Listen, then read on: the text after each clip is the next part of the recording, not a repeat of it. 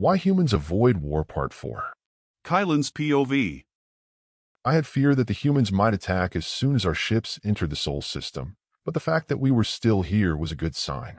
The Federation Senate had narrowly voted to confront the Terrans, with Speaker Ula being one of the most ardent supporters of the motion.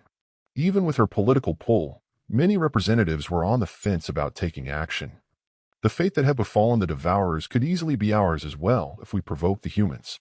Honestly, I think if it were their own species being summoned to action, the Senate would not have passed the proposal. But as always, they assumed that the Jatari, the Zanik, and the Hodal would do their dirty work, while they stood by and watched from the safety of their offices.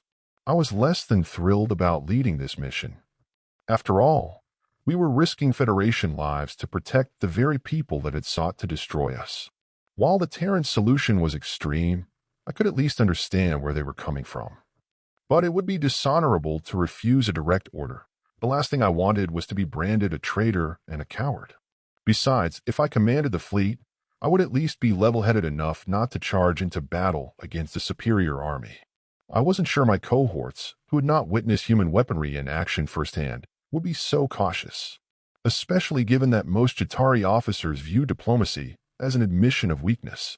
First Officer Blaise glanced up from his computer as we passed the first of the outer planets and asked, "Sir, we are almost within missile range of Earth.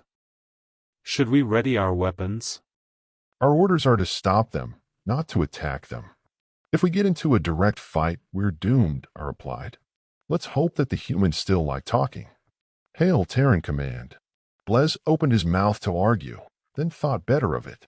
He silently input a few commands into his terminal, muttering under his breath. The few moments that the call went unanswered were nerve-wracking. I feared that the humans would simply ignore us. Relief washed over me as a familiar face blinked onto the view screen.